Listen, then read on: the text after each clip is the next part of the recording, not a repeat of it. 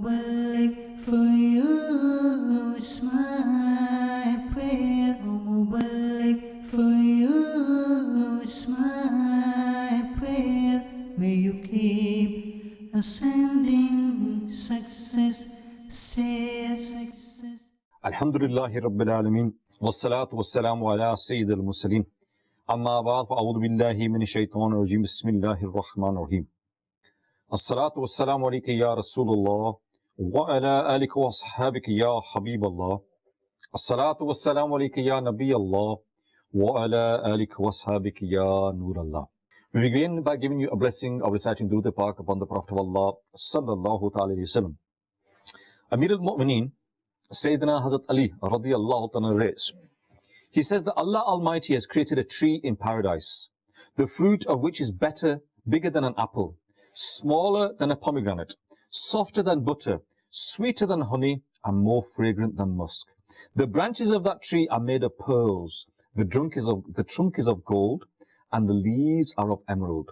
The fruit of that tree can be eaten only by he who sends salat upon the Prophet of Allah sallallahu ta'ala wasallam in abundance. Sallu ala al-Habib sallallahu ta'ala ala Muhammad sallallahu alayhi wasallam. Viewers of Madani Channel, please make the intention to make it part of your daily routine to send Durood Pak upon the Prophet of Allah sallallahu ta'ala wasallam.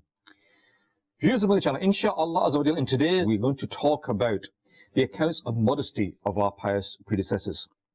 It is narrated that al-Mu'mineen Sayyiduna Aisha Siddiqa radiyallahu ta'ala narrates that once the merciful Prophet sallallahu ta'ala was lying on his bedding with my shawl around him. During this time, Amir al-Mu'mineen Sayyidina Hazrat Abu Bakr Siddiq radiyallahu ta'ala sought permission from Allah's Messenger to enter. And the Prophet of Allah sallallahu ta'ala gave him permission and he fulfilled his need. And then Sayyidina Hazrat Umar Farooq radiyallahu ta'ala, he also sought permission and he granted him his permission and he fulfilled his need and he left. Whilst the Holy Prophet sallallahu alaihi wasallam remained in this state in the same shawl. Then Sayyidina Hazrat Usman Ghani radiyallahu anhu sought permission from him and he sat up and he said to Sayyida Aisha Siddiqa radiyallahu anhu, take your shawl and cover yourself with it. Then Sayyidina Usman Ghani radiyallahu anhu, he had his need fulfilled and he also left.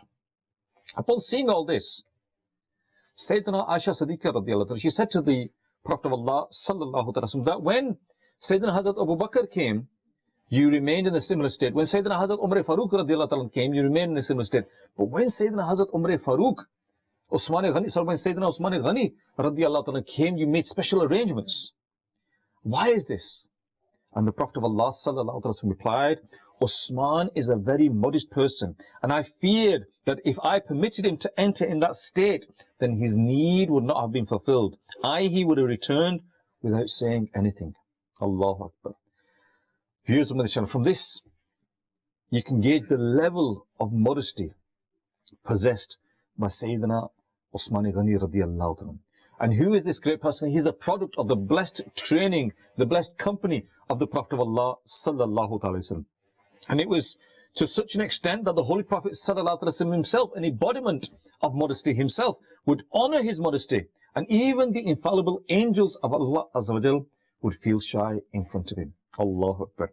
This same person that we're talking about, Sayyidina Hazrat Usman Ghani radiyallahu anhu, he is that same person who became the third Khalifa of Islam. Allahu Akbar. He is the same person, viewers of Madani Channel, that was married to two daughters of the Prophet of Allah sallallahu alaihi wasallam. One after another, he was blessed with able to marry two of the daughters of the Prophet of Allah sallallahu alaihi wasallam. And it's stated that his appearance, it resembled Sayyidina Hazrat Ibrahim alayhi salatu wassalam. Allahu Akbar. It is also stated that verses of the Holy Quran were revealed in his name.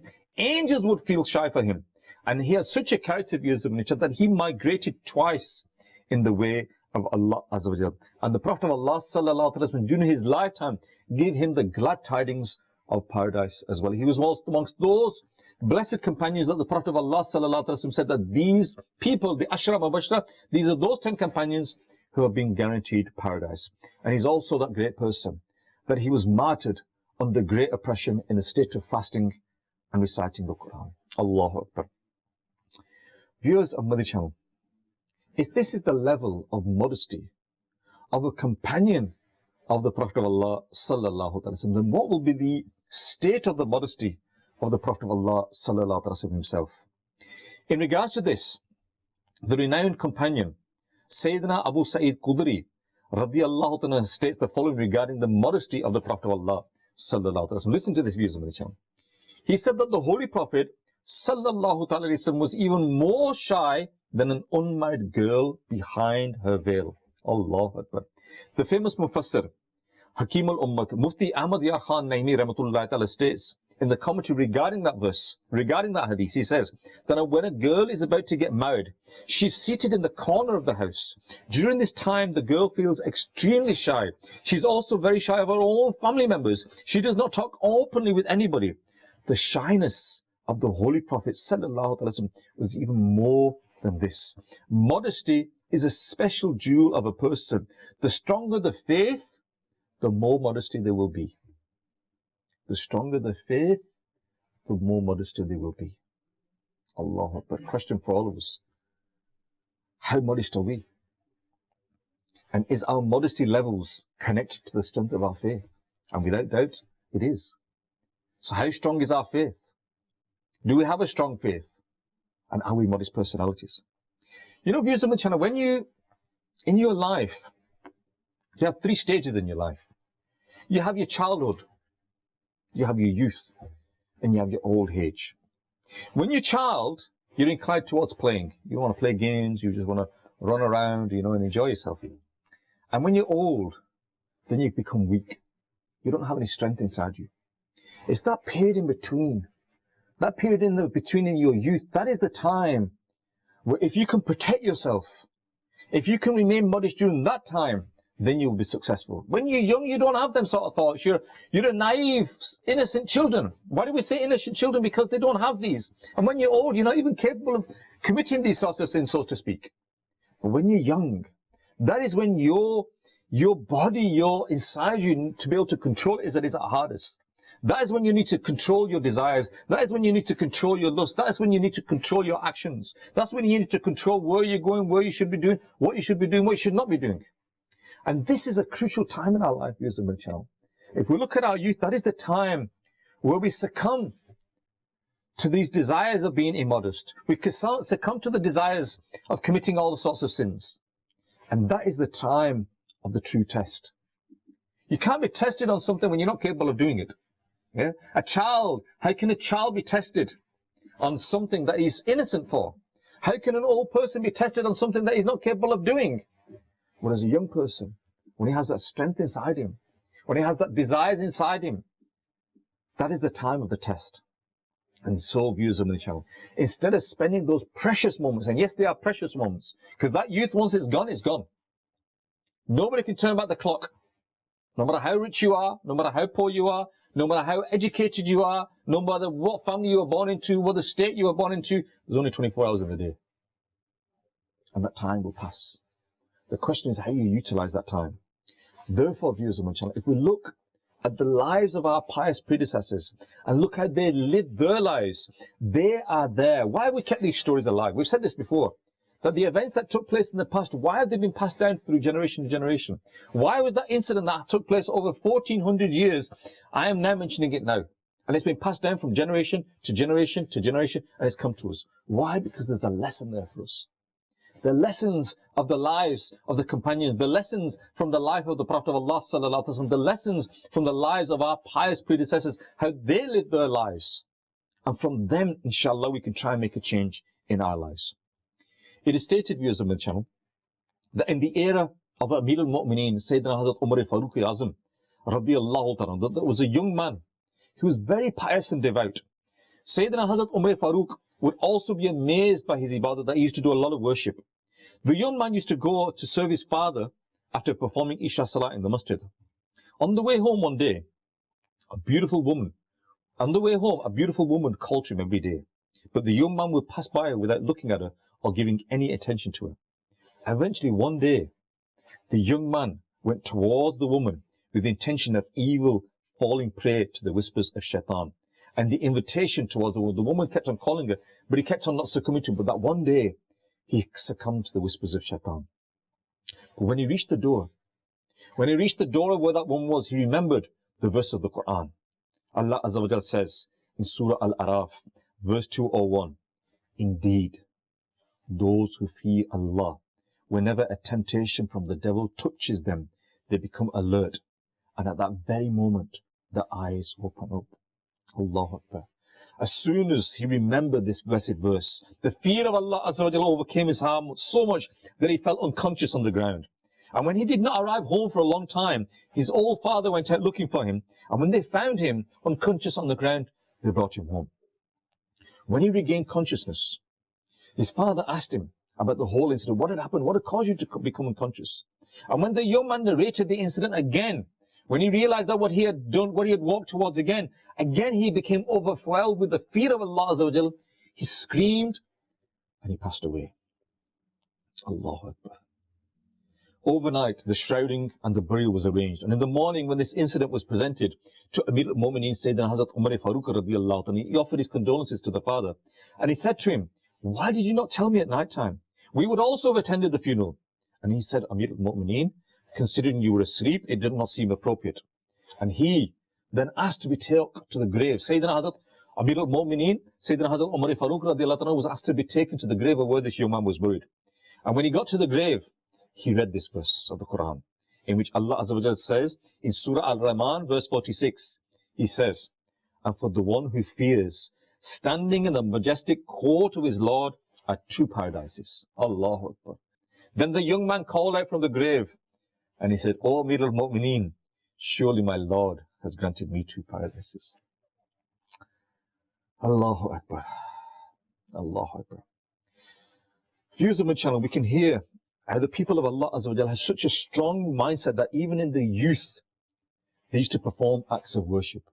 Now looking at that example, that young man, one, he had this habit of performing ibadah, performing worship, going to the masjid and reading namaz. Before we even look at any of his other acts, before we even look at how he read namaz, how many nafal he read, how much tilawat he did, how much zikr he did, before we even look at that, we can gather from this story that he was a person that used to go to the masjid regularly. Where are we? Do we go to the masjid 5 times a day? Or do we go to the masjid twice a year? Yes, there are some. Do we go to the masjid once a week? There are many. Or do we go to the masjid 5 times a day? Next thing, we also read that that person, he was a young person. And he was an attractive person. And that woman, she used to call out to him and call him towards him. And so many times, he did not look towards her, did not take a single step towards her. How many times we don't know, but the fact is, many times it happened, and not once did he move towards that place. How many times would it take us? That if we were invited towards sin, how many times would it take us to refuse it? Would we be able to refuse it even once? Or as soon as we get the opportunity, we're off there. And then, going the next step forward, when that young man now goes towards that place, when he realizes that I'm going towards him, when he gets close, all of a sudden, he has this mindset.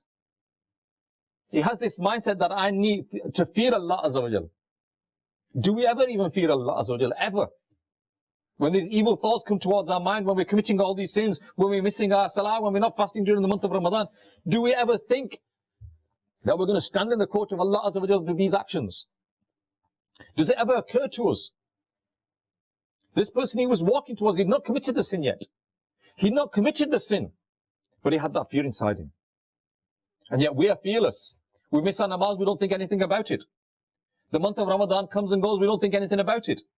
It's further upon us to perform the Hajj, we don't think anything about it. We rob people, we cheat people, we steal, we backbite, we cheat, we lie, we swear, we don't think anything about it.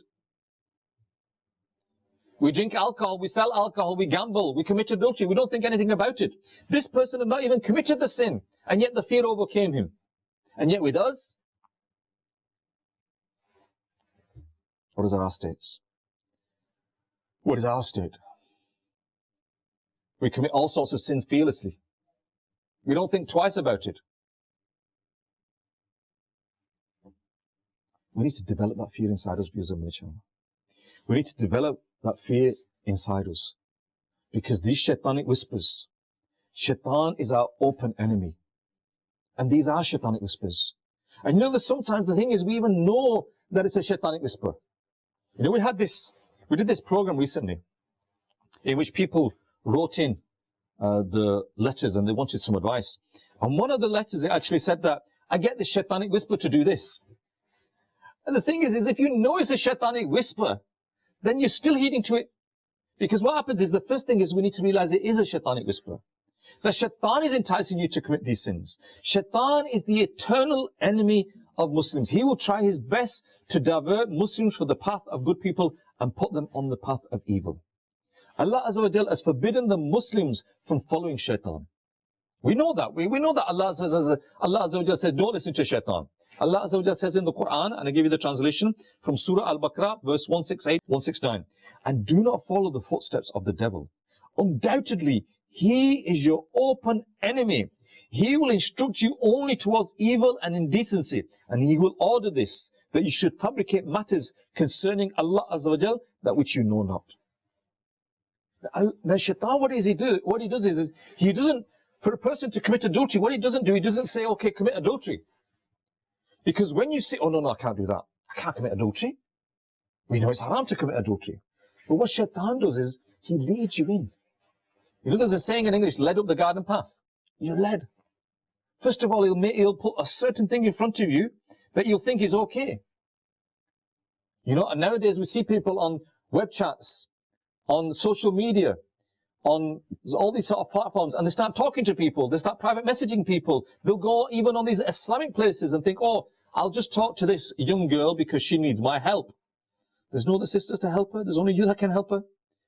And then when someone says to you, look, you know, why can't a sister help her? You think, well, what's wrong? I can't see her face, I can't see anything. We're just typing messages, I don't know where she's from, I don't know anything about her, what's wrong with that?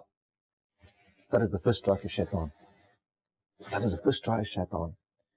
Because now shaitan's convinced you to do that because in your mind there's nothing wrong with you. And then what will happen is, you start chatting with this person. And you start conversing with this person. Rather than sticking to the subject that initially was, that they wanted to understand something in the deen, now you're conversing with this person. That's where do you live? How many brothers and sisters have you got? Are you married? And so on and so on. And you try to find out these things. And what happens is at that point, then you'll want to exchange pictures of each other. And again, you'll think it's wrong. But then you think, what's wrong with pictures? It's only a picture. It's one picture, isn't it? Oh, well, not pictures. But even if your nafs tells you that pictures are wrong, you'll say to yourself, what's wrong if I speak to the person? There's nothing wrong with speaking to the person. I've still got this phone as a parda between me and that person. I'll speak to that person. So you speak to the person. And this, one step at a time, leads you. And then you'll get to that situation where you want to meet that person. And again, your nafs will say to you, look, this is wrong, this is a haram, you should not be mixing with these people. This is wrong, no matter how religious you are, this nafs will try and overcome you. And you know what will happen then is, unfortunately with some people it happens, that you will actually say a word that could possibly take you out of the folds of Islam. You'll start saying things like, you know, these laws of Islam, they're made for those people, them illiterate people who don't know any better. I'm strong, I know I can protect my iman, I've got nothing to worry about. I'm stronger than this. And your nafs will say to you, look, prove it. Go meet that person and prove to yourself that you are stronger than this, that you're not going to do anything wrong. And then you go meet that person. The rest is history then, isn't it? So shaitan, he doesn't entice you by committing adultery on day one. He'll lead you down that path. He'll lead you down it to make it feel every stage of it, you'll make it think, it's okay, it's okay, it's okay, it's okay. And eventually you'll be in a position. And this is not just about adultery, whatever it is. Whatever the sin is, you're led down that path. I led down that path of committing the smaller sin, then a slightly bigger sin, then a slightly bigger sin. And then you get yourself in such a place where you're so engulfed in these sins. People that lose millions of pounds in casinos don't do it in one day. It started 10 years ago when they were gambling pennies on the school desk. Yeah?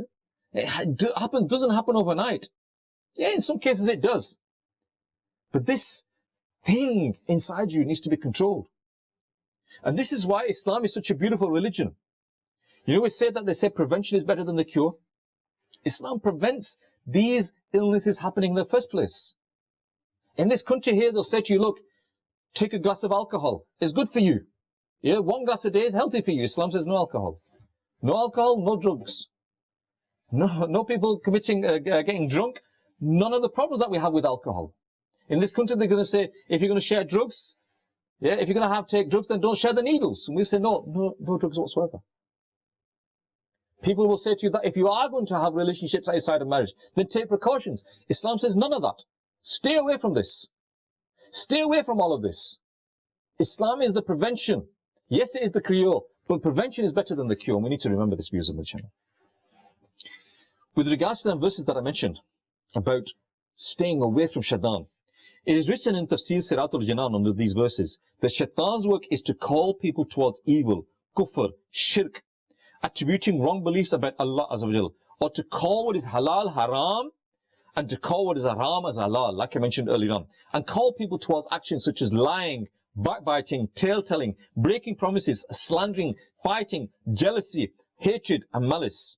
It is the work of shaitan to call you towards obscene acts such as singing, playing instruments, musics, movies, dramas, dancings, obscenities, obscene talk, immodest talk, illicit relationships, glancing with bad intentions, touching and adultery. The sad thing is that many of these evils today involve the support and encouragement of family and friends, the home, the marketplace, society and superiors, etc. Because people accept it as normal. It's become normal. That person that tries to be modest, people think he's weird. That person that tries to lower his gaze when women are there, they think he's weird.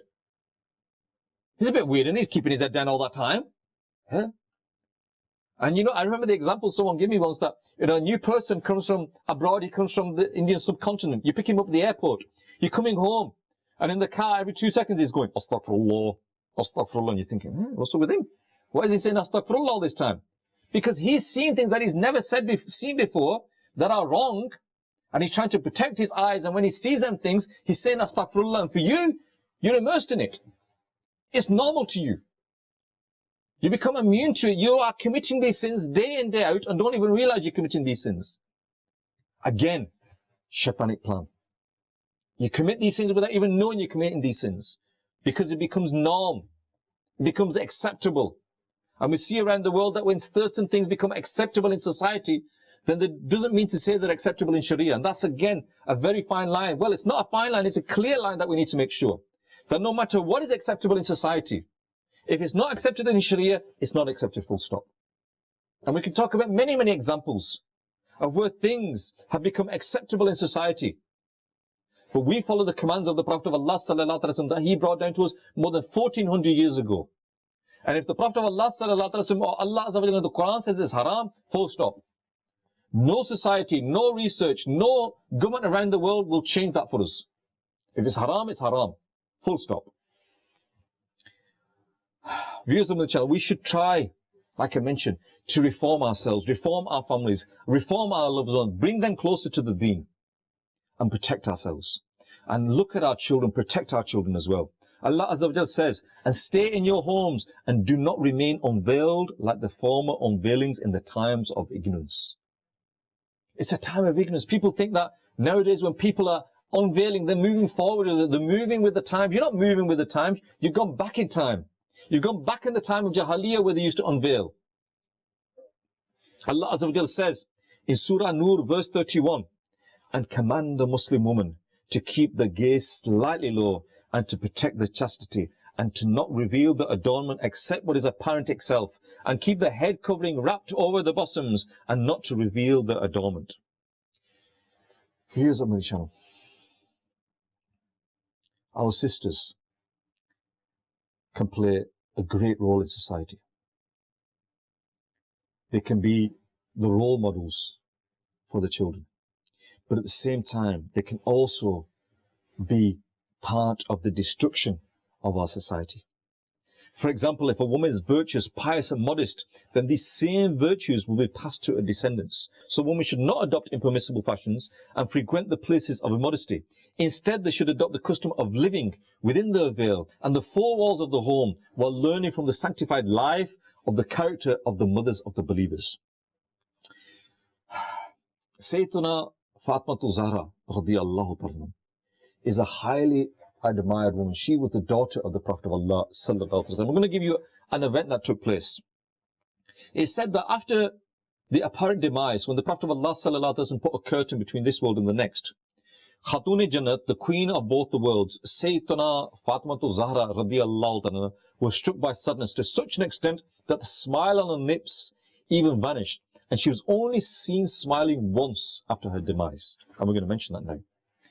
Regarding that one time that she smiled, it is stated that Sayyidina Fatimatu Zahra radiyallahu ta'ala was concerned that she had protected herself from the eyes of non-mahram men all her life. And after her death, it might be that her shrouded body is seen by people. Allahu Akbar. On one occasion, Sayyidina Asma binti Umays radiyallahu ta'ala said, I saw in Abyssinia that the branches of a tree are tied on the funeral bier and made it into a covering like a palanquin. Then she ordered for the branches of the date palm tree, tied them together, stretched a cloth over them, and showed it to Sayyidina Fatimatu Zahra radiyallahu ta'ala. And she was happy, and a smile appeared on her lips. This was the only smile that was seen on her after the apparent demise of the Prophet of Allah sallallahu ta'ala wasallam. That she was concerned that after I pass away, that people may see my body, even though it's shrouded, and she had these date palms covering the funeral bier. Allahu Akbar. There was another famous event that took place in the time of the Prophet of Allah sallallahu ta'ala wasallam, that a battle took place, and when the companions were coming back, they informed, a message had gone out that someone's son had passed away. Someone's son had been martyred in the battlefield. And this sister, when she came out, Sayyidina Khalid radiyallahu ta'ala anha, whose son was martyred in one of the battles, when she came out, before she came out, she was able to avail herself, cover herself, get a shawl and cover herself and completely before she came out. And when she came out and she was informed that her son had been martyred in the battlefield, someone said to her that how was it under this time of stress, panic, being the grief that you were just about to hear, that you'd heard that your son had been martyred, you still had the time, the conscience, the mind to cover yourself up, to put a shawl over to protect yourself and cover yourself. How did you have that mindset at that time? And she said, Allahu Akbar, surely I have lost my son, but I have not lost my modesty. What a great example, viewers of Madani Channel, of how we should live our lives, how our modesty should be. And this is something that we need to protect ourselves from and have this mindset of modesty. Sayyidina Imam Muhammad Ghazali rahmatullahi ta'ala states in Minhaj al-Abidin, it is narrated that Sayyidina Isa alayhi salatu wasalam said, protect yourself from unlawful glancing, because it sows the seed of lust in the heart. Then lust tempts the one who glances unlawfully. Looking, it plants a seed. It plants a seed inside yourself. And nowadays, when we see the problems in society, because the works of shaitan are so far and spread now, that certain things in the past that were hard to find are now openly available. There was a time where we used to say to people, we used to advise people that, look, children, if you've got a computer in the home, make sure that the computer is in the living room so you can see what your children are watching. You can keep an eye on them. Nowadays, children can be anywhere in the house looking at anything. Who is monitoring them? Who is assisting them? Who is protecting them? We're giving them all a free hand. And then our brothers start talking to people. Our sisters talk to brothers, make them feel sorry for them. A sister will phone up a brother and be crying on the phone, and all of a sudden the brother thinks, oh, I've got to help this sister. I've got to help this sister. And that's where this is the seed of immodesty is being sown. The seed of adultery is being sown. The seed of the lawfulness has been sown there. And the Prophet, when Sayyidina Isa alayhi salam said, protect yourself from unlawful glancing, because it sows the seed of lust in the heart. This one-off conversation that you have with someone, this one text message that you send with someone, that one glance that you have with someone, that one conversation that you have with someone, that sows the seed of lust in the heart. And that lust can tempt the one who glances unlawfully. One act. Again, like I mentioned earlier on, you're not going to commit adultery on day one. It's a step at a time. And you're going to be led down that path. It's narrated that Sayyidina Aswad bin Kulsum rahmatullahi ta'ala was a very modest and a pious young man. When walking, his eyes would stay lowered in such a manner that he would not even notice those passing by. At that time, the walls of the houses were not so high. Once he was passing near the houses when a woman said to another woman, "Hurry up and go inside. Your home, a young man is coming." On hearing this, the other woman said, "Oh, this is Sayyidina Aswad bin Kulsum. His eyes not even raised from the ground. So how would he look at Nahmaran women?" Allahu Akbar, Allahu Akbar. How many of us look at Nahmaran women? From our cars, from our houses, from the bottom of the street, from the marketplace when you're going shopping to buy your goods. There's nothing haram in that. But when we're looking here and there, you know, Amir al-Sunnat, the founder of Dawah Islami, Maulana Ilyas Attar Qadri, may Allah Azza wa Jal keep his shadow upon us, and if it was not for him, we would not be here today. It is stated that once when he was coming back, he wrote a letter to his son and he said that I'm arriving on this plane at this time, but don't send anybody to the airport to pick me up. Because the airport is a very busy place, and what will happen is whoever comes to pick me up may start looking here and there, and I may be held responsible on the day of judgment for the sins that they commit. Yeah, if you're going to send anybody, just send them to the car park, tell them to stay in the car park and wait for me, and I will come there. So this mindset of protecting one's own eyesight and also protecting the eyesights of others, and only you see that in the environment of Dawah Islami, where Amir al-Sunnat has given us this mindset to protect our eyesights. He has given us the Madani Inamat cards, and in the Madani Inamat cards there's two deeds that I want you to refer you to. Pious deed number 9, it says, "Did you save your eyes from sins today? Eye from watching unlawful gazing, watching films and dramas, watching obscene images or videos on the phone, looking at Nahmaran women and cousins, etc." Yes, viewers and your cousins, they are Nahmaran of you as well. And I think that is another problem. Our lack of education here is that we do not know who is mahram and who is Nahmaran. And all of a sudden we have these adopted sisters and adopted brothers. "Oh, he's like my brother. Oh, he's like my sister." And that person becomes your brother, that becomes your sister. They're not your brother, they're not your sister. If you can get married to them, they're not your brother, they're not your sister. Simple as that, if you want a simple formula. But educate yourself, who is mahram and who is not mahram. Pious deed number 11. Whilst walking or traveling in a car or bus today, did you keep your gaze lowered whilst protecting yourself from useless gazing? Moreover, did you save yourself from looking here and there unnecessary? May we keep our gaze lowered when conversing with someone instead of continuously staring at his face without a need. These are things that we need to do, viewers of my channel. We need to protect our eyesight. We need to change our mindset and see that, you know, this is how we need to live our lives. And, you know, time is against us. We've got a little bit of shortage of time today because we started a little bit late, but I'm just going to very, very quickly give you some ideas of how to develop the mindset of protecting yourself. Number 1, the first mindset you need to develop inside yourself is that Allah Azza wa Jal is watching you. If you can, you know, that they say that when people ask for a wazifa to stop committing sins, you know, I have this problem, give me a wazifa. I have this problem, give me a taweez. That's the best one. Develop that mindset. Allah is watching. No matter where you are, no matter what you're doing, turn off the light, close the door, go to a different place. Allah is watching, Allah is knowing, Allah is hearing. And if you can develop that mindset that Allah knows every page that I've been to, Allah knows every picture that I've seen, Allah knows every person that I've spoken to. Develop that mindset. Develop that mindset, and then inshaAllah Azza wa Jal, that whenever you look at something, think to yourself that Allah Azza wa Jal is looking me. Learn about the virtues of modesty and learn about the warnings of immodesty. You know, they say that there was a time that Muslims, they literally ruled the world. And why did they do this? How was this possible? There was an incident that took place in Europe. I think I mentioned it to the viewers before. That the Muslim army was traveling and they stopped at a certain place. And somebody saw the Muslim army and he said that wherever this Muslim army goes, it's victorious. Wherever this Muslim army goes, it is victorious. I need to do something about it. So what he did is he got all of the beautiful women of the town, made them wear nice clothes, put on whatever makeup they could, and give them all a bucket. He gave them all a bucket and he said to them that the Muslims, they pray 5 times a day. Before they pray, they perform the ablution, they perform the wudu. In the middle of the town, there's a fountain. They will go there to perform the ablutions. You also go there with the buckets in your hands, with the pretense that you're going there to fill up water. The time for namaz came. Muslims went into the middle of the town, getting ready to perform the ablutions. The women are walking down the hill, buckets in their hand, nice clothes.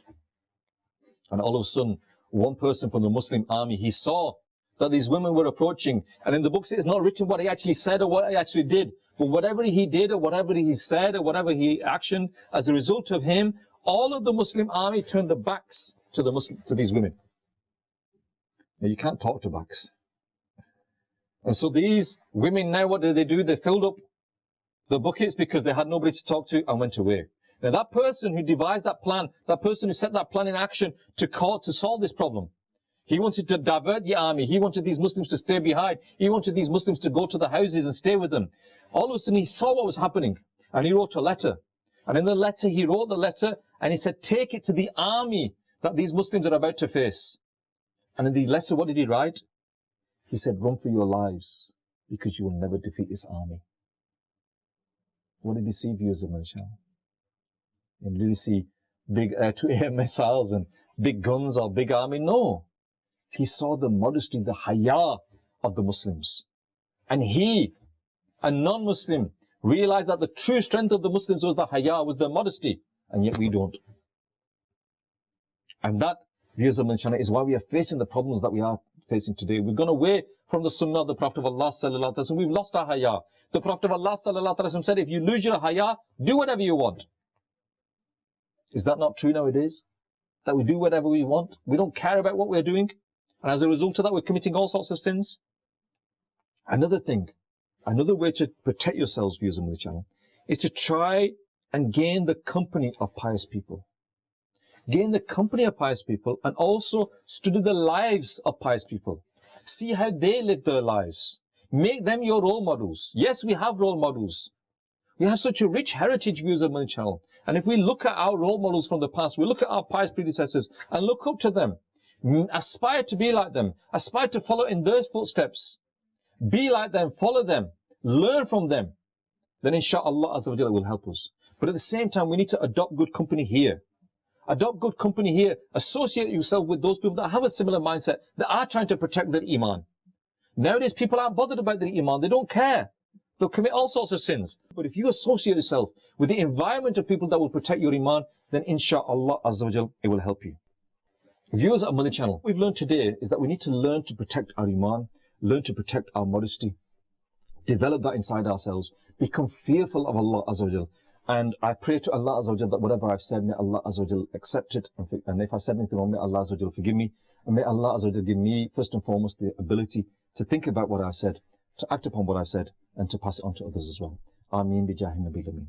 Sallu ala al-habib sallallahu ta'ala ala Muhammad sallallahu alayhi wa sallam.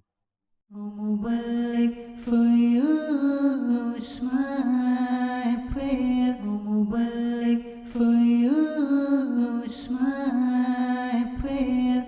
May you keep ascending success, stay success.